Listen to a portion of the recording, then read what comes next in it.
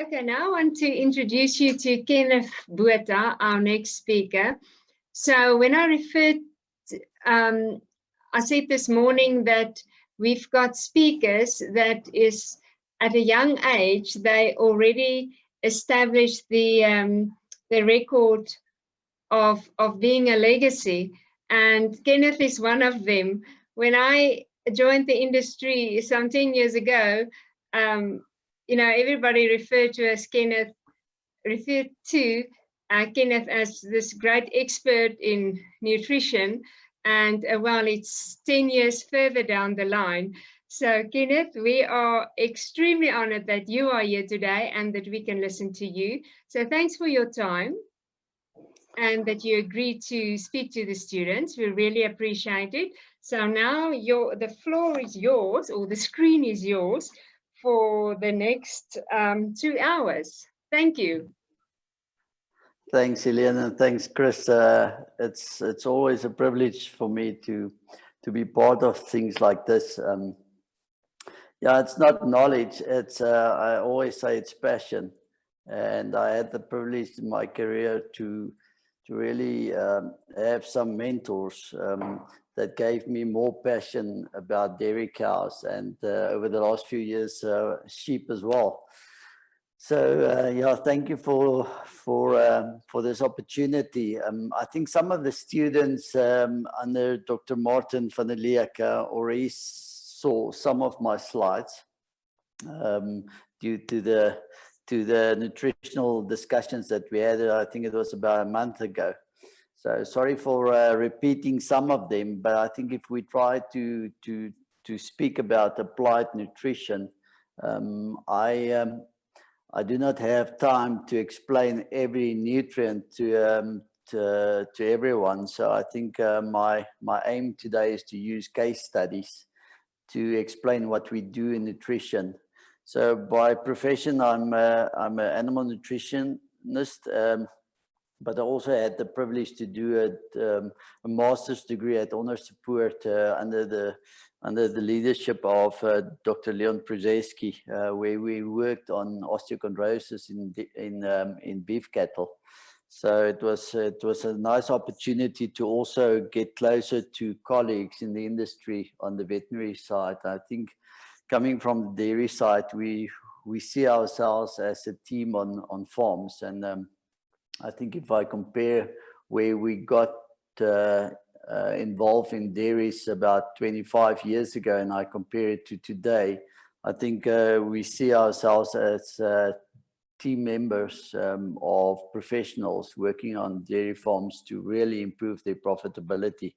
So we're all colleagues in that sense, and it's so nice to work in the industry where politics is not involved anymore.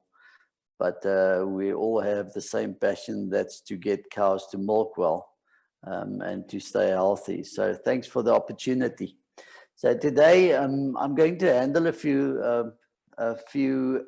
things regarding these applied nutrition. And the thing where we need to start off is by talking about farm evolution and some farm signals. I think Dr. Chris already mentioned a few of them. I will also touch a little bit on acidosis, and then the new kid on the block is leaky gut syndrome. Talk a little bit on that, and then take you through some case studies on ravages and problems that we experience on farm level, which you as a veterinarian will be part of a team to really solve these issues or not issues, but curveballs that we get every morning when we put our cell phones on, is to help people to solve problems.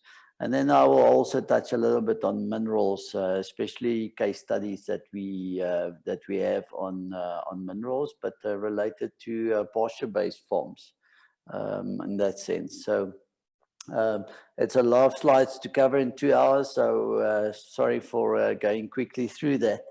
So bear with me. So we all know that for you that have been to dairy farms, they're getting less, but they're getting larger. and due to the industry and all the things happening on feed costs and everything, we know that the profits are getting narrower. That's due to the increased feed costs, and especially the last 2 months, the feed costs increased about 20%. So it's extremely expensive these days to feed animals. But we also know that our labor costs is also getting higher and higher. And working on these dairy farms, and especially the big ones, we know that these animals are managed these days by much more skilled workers who know what they do. And they're also managed more by professionals and people with a degree in animal science or in veterinary science on a lot of them. So they're getting bigger, but they're also getting more sophisticated in this. And if we talk about applied nutrition, we need to know a few things, and on those farms, we need to know to be more precise in what we do and formulate. We need to know the environmental effects. We need to know the health effects, what genetics we are working with, and especially what farm and the management level of that specific farm is, to really know what can we do and implement to be more accurate than what we feed those cows with. So we need information on these cows to really optimize this cow and to give structured advice as a nutritionist, but also give structured advice through the veterinarian as well as the team involved in that specific herd, to make sure that we all have the same focus to solve the issues, as well as to get to the benchmarks set by that management or owner of that specific farm. So working on dairy farms, we all know where we came from 25 to 30 years ago, if you look at the left side of these pictures. And we're working these days with highly sophisticated farms, working with farms with also robots installed to milk these cows and really get the highest amount of milk out of cows with the less quantity of feed that we feed them. To save or to make more profits. This is also a photo where people use small little mixers in the past, and these days they use equipment. As you can see, these self-driven feed mixers, where we need to have a skilled person involved there to know what they do. Okay, so a lot of evolution over the last few years since they become so big and profits are so low. So we need to get into technology to help us. Just on precision nutrition and management of these farms, this is just a few examples of what we use in this sophisticated milk parlor.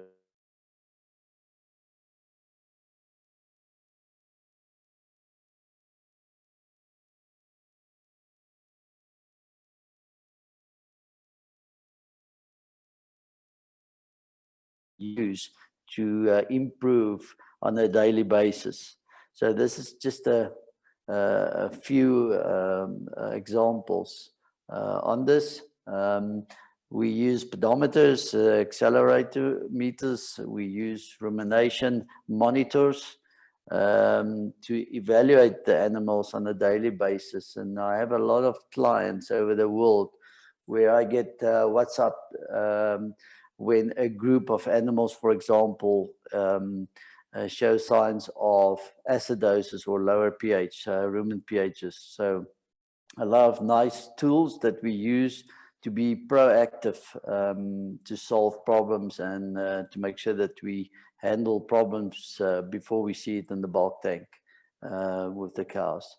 We also have systems where clients have daily milk components like the Affilab systems, as well as things like in-parlor feeding systems where we optimize our diets on software, and then they implement that on the in-parlor software systems where they feed cows according to their milk production, the days in milk, or if they are sick, they feed them separately. up to 8 components that we can feed in those pasture-based systems where we use technology in the parlors. And then we also have systems tracking our TMR mixers to indicate if a person is making mixing mistakes, but I will handle that through case studies a little bit later.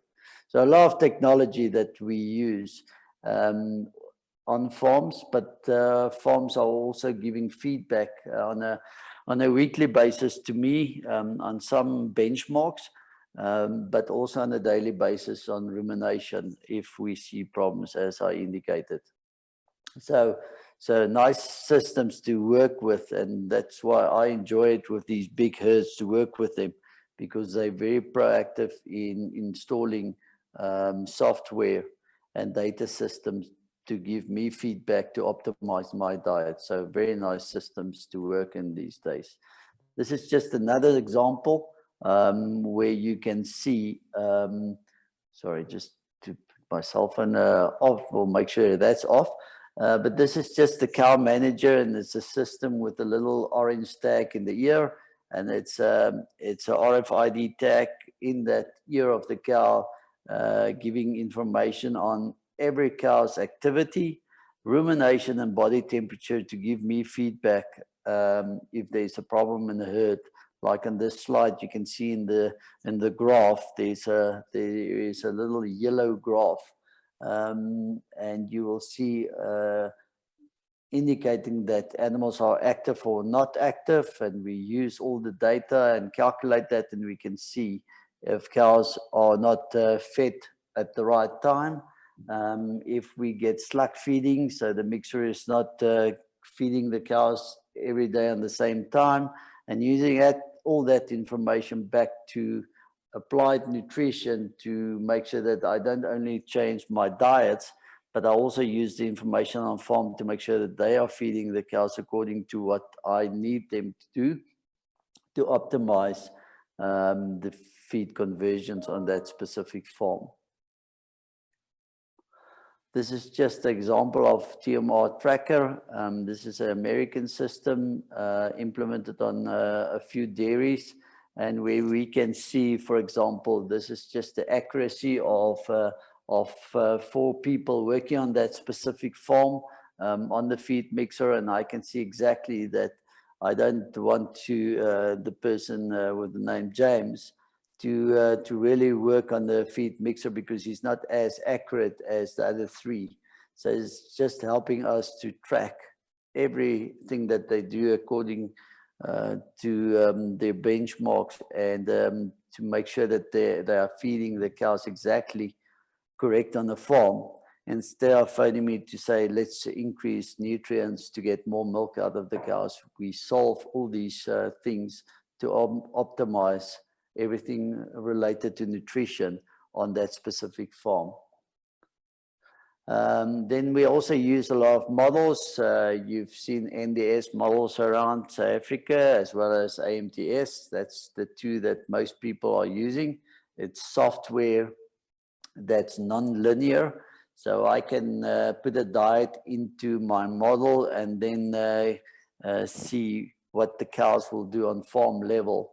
Will that cow or that specific diet meet the cow's requirements, but also related to environmental effects. So I can optimize the whole farm management to make sure that the cows are, for example, cooled down. Or I can put in things like distance. How far does the cows walk?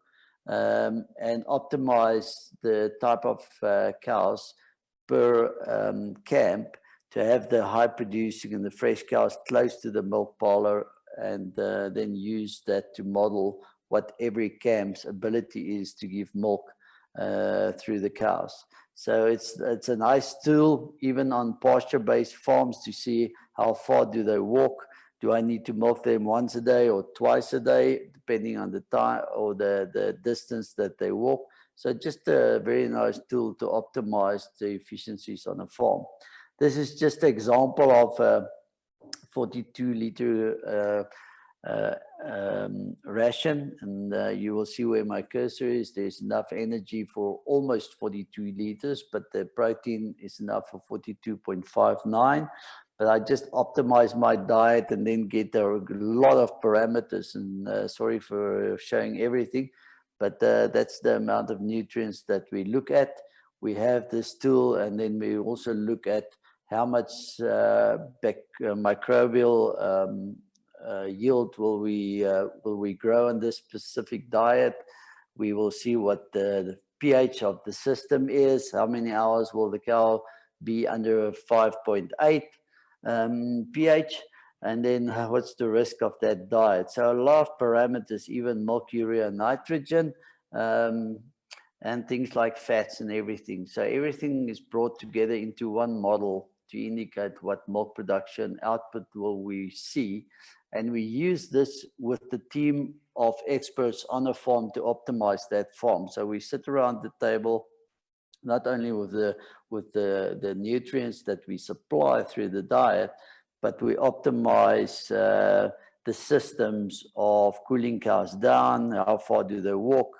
How much mud is in that specific camp, and use it as a management tool to predict how far are we off in our predictions with milk production due to negative effects or factors that negatively influence our cows. So it's a very nice tool to work with on farms to really optimize the system.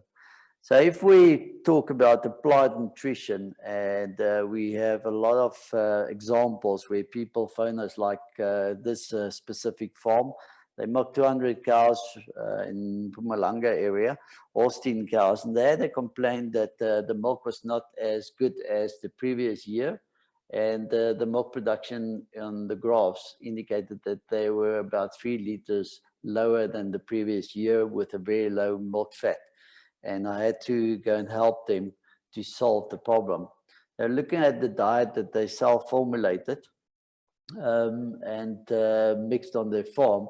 The one thing that I saw is, so a few things, is the carbohydrates was very high, and the physical effective NDF was very low. So not enough fiber in the rumen to have a good rumen function, but also overfeeding starch and sugars on that specific farm. So with a very low feed efficiency in that specific high producing group of only 1.29 liters of milk, of energy corrected milk for every kilogram of feed that they fed on a dry matter basis. So the benchmark always in the high producing group is to get at least 1.6 to 1.8 kilograms of milk or energy corrected milk per kilogram of dry matter. So in this example, you can see the cows were really inefficient to convert feed into milk. And with the expensive feed costs, that's not very effective to optimize our profits. So walking around the farm, we saw a lot of loose manure and a lot of mucous membranes in the manure that we saw in that high producing group, as well as the rest of the herd. So getting back to the diet on paper, what we've seen there was what we saw also at the cow level. I also did a Penn State separator sieve test, and that's just to evaluate how finely grinded our roughage particles is. And to optimize the different particle sizes. So the middle section is about 7 millimeters, and on the right hand side you can see the longer particles longer than 17 millimeters. So we try to optimize a diet to prevent sorting, but also not to have a very fine TMR or fine mixed low or small particle size mix. Similar to a pig diet, we need to get some effective fiber into those cows. So I've done that on that farm, did a lot of tests. I think we've spent about 24 hours on that farm, and every mix was tested. And I saw also a lot of variance on that specific farm. Also did some manure sieve tests where we take samples. We took 25 grab samples from different cows in the high producing group, and then washed that manure through a sieve to evaluate what do we see on the, you can see on the right hand side, the bigger particles, and then the amount of grains that you can see and long fiber on that photo on the right hand side. So a lot of fiber just went through the system, the intestinal system, without being digested. And also a lot of starch that I've seen, and also whole cotton that I've seen on that specific farm that day. So the other thing is that the farm did is they used about 1.6 kilograms of grass hay that they fed in hay rings in that specific group. But and I did the calculations of how much the cows utilized, it was only with 300 grams. And that was a far less than the amount that they formulated. So by taking that out of the diet, our non-fibrous carbohydrates, our starch levels was even higher, and even lower levels of physical effective NDF that those cows got. Also looking at the data on the farm level, they had also a few incidences of sudden death cow syndrome over that last 5 weeks since I arrived there. So a lot of cows just was affected by, as the vet indicated, a lot of Clostridium-related problems. If I take you to a closer photo to what we've seen in the upper sieve, you can see a lot of that starch levels and long fiber and whole cotton was not digested in those cows. So what did we do? We take the data from the farm and what we saw, optimized the TMRs with better fiber length. We started to use the grass in the mixer. And I also standardized some of the mixing times in that TMR mixer to get more effective NDF in the diet through or into the cows. We also used less maize. I asked them to fine grind the maize so that we can get less sorting by the cows. And at the end of the day, we saw a huge response, even bigger response than I expected on that farm. Looking at the high producing group, that almost increased within 3 weeks by almost 5 liters, and even the late lactation cows improved in production that we not always see. But looking at not only milk production improvement, but look at the feed efficiency that came up from 1.28 to 1.57.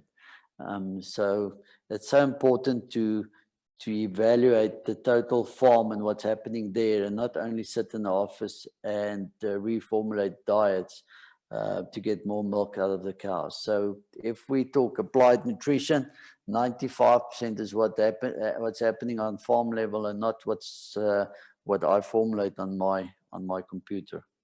Another example or case study is I got a phone call from the hometown of Dr. Chris van Dijk.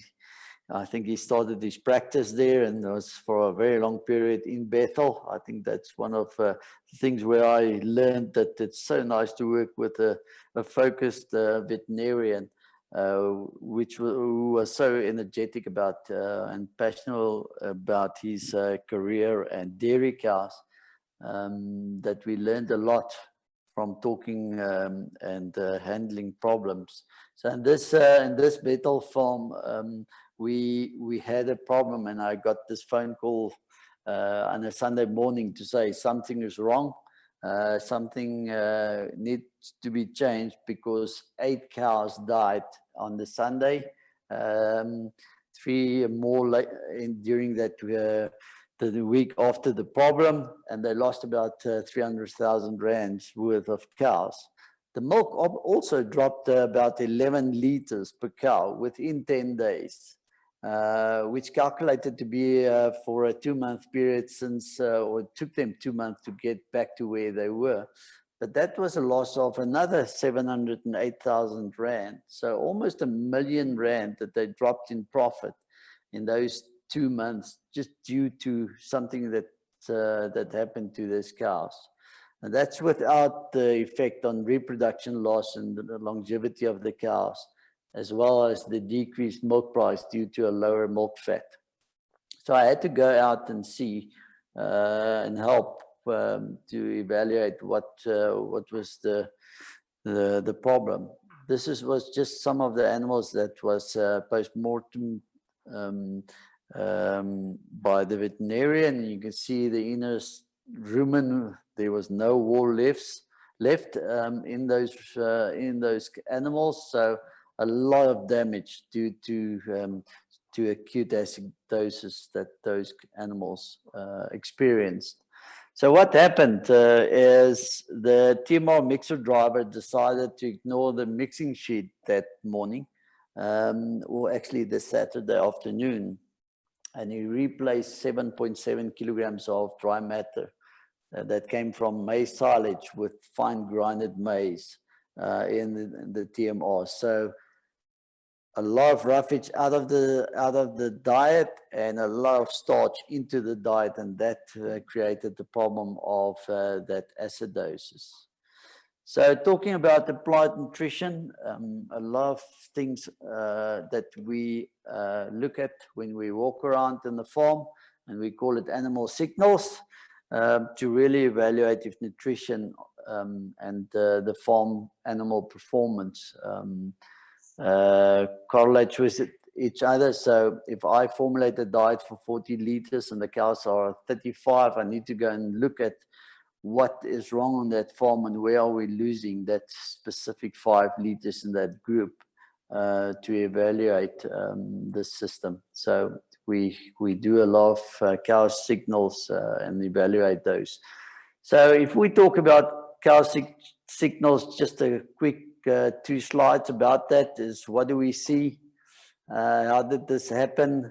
What does that mean? And is the signal from one animal or a group of animals? It's so nice to feed different groups with different diets to see if there's a problem in one group, is it related to a specific raw material on that farm?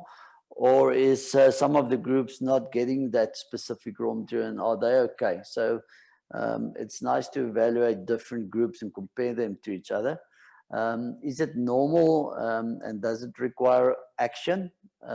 Or do we just need to solve a few things or wait a day or two before we take action? For example, I had a call Saturday morning about cows that dropped 700 milliliters of milk. So it's a high producing herd. They are milking around 42 liters, and they dropped a liter of milk on Saturday morning from Friday. And the farmer said to me, do we need to change? And I said to him, no, let's wait another day.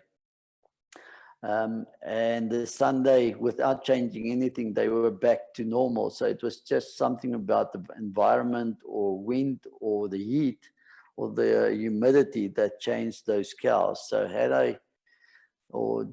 if I made a change and increased my starch levels, for example, I could have created acidosis problem. So we need to rely on some information on that farm before we overreact. So one needs to always see if it's normal or not normal before we take action.